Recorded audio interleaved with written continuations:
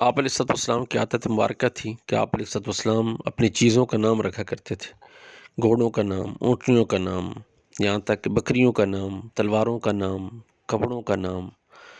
تو یہ آپ علیہ السلام کی عادت مبارکہ تھی۔ آپ علیہ السلام نے اپنے سواریوں کا نام رکھا ہوا تھا، جیسے اونٹنیاں تھیں ان کا بھی نام رکھا ہوا تھا کہ آپ علیہ السلام نے تقریباً 7 اونٹنیاں تھیں، ہر ایک کا نام تھا۔ اور صحابہ کرام کو آپ علیہ السلام کے سواریوں کے نام تو کیا، ان کی آوازوں کی بھی پہچان تھی کہ یہ کون سی اونٹنی کی آواز ہے۔ جیسے کہ روایت کے اندر آتا ہے کہ حضرت ابوبکر صدیق رضی اللہ تعالیٰ عنہ حج کے لیے تشریف لے جا رہے ہیں، جب امیر حج بنا کر بھیجا گیا ان کو، راستے میں ایک جگہ پڑاؤ ڈالا تو فجر کی نماز کے لیے تیاری ہوئی، تو فجر کی نماز کے لیے حضرت ابوبکر صدیق رضی اللہ تعالیٰ امامت فرمائی اور تکبیر تحریمہ کے لیے ہاتھ اٹھائے۔ جب ہاتھ اٹھائے تو اتنی دیر میں ایک اونٹنی کی بولنے کی آواز آئی۔ حضرت ابوبکر صدیق رضی اللہ تعالیٰ نے امامت کو مؤخر کر دیا، فرمایا کہ یہ آپ علیہ السلام کی اونٹنی ازبا کی آواز ہے، لگتا ہے کہ آپ علیہ السلام تشریف لا رہے ہیں، تو ہم آپ علیہ السلام کے پیچھے نماز ادا کریں گے۔ کچھ دیر بعد حضرت علی رضی اللہ تعالیٰ تشریف لائے، پتہ چلا کہ آپ علیہ السلام نے حضرت علی رضی اللہ عنہ آپ علیہ السلام کا کوئی پیغام لے کر آئے۔ تو یعنی کس درجے محبت تھی ان کو۔ اسی طرح ہمیں بھی آپ علیہ السلام سے محبت ہے، آپ علیہ السلام کی محبت کا دم بھرتے ہیں، اس وجہ سے ہمیں بھی اپنی چیزوں کا نام آپ علیہ السلام کی چیزوں پر رکھنا چاہیے، اپنی سواریوں کا نام، اپنی چیزوں کا نام ان ناموں پر رکھا جائے۔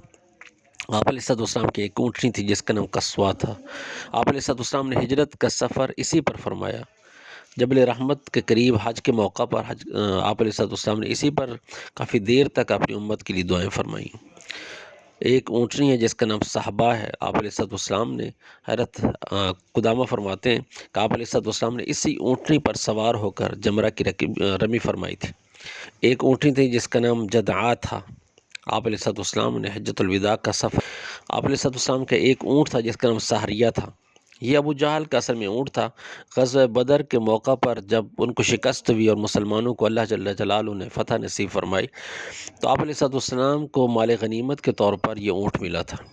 آپ علیہ السلام نے ایک موقع پر ہدی کے طور پر اس کو استعمال فرمایا تاکہ کفار دیکھ کر غصے ہوں کہ ہمارے سردار کا اونٹ ہے، اور اس کو ہدی کا جانور بنا دیے۔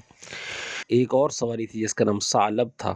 آپ علیہ السلام نے حضرت عثمان رضی اللہ تعالیٰ کو جب حدیبیہ کے موقع پر بھیجا تو ان کے پیچھے حضرت فراش ابن امیہ رضی اللہ تعالیٰ کو اس پر سوار کر کے قریش کے پاس بھیجا تھا۔ ایک کا نام عسکر تھا، ایک کا نام ازبا تھا۔ یہ وہ اونٹنی تھی جس سے آگے کوئی نہیں بڑھ سکتا تھا۔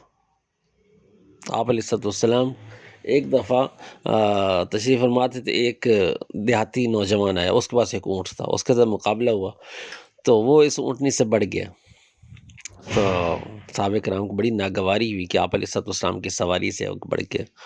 آپ علیہ السلام نے فرمایا یہ اللہ کا حق ہے کہ جس کو عروج دیتا ہے کبھی اس کو زوال پذیر بھی کرتا ہے، تو اس وجہ سے کوئی ایسی پریشانی کی بات نہیں، ناگواری نہیں ہونی چاہیے۔ تو اس وجہ سے کم از کم ہمیں یاد کرنا چاہیے تاکہ ان چیزوں پر ان کے نام رکھیں۔ جزاک اللہ خیر۔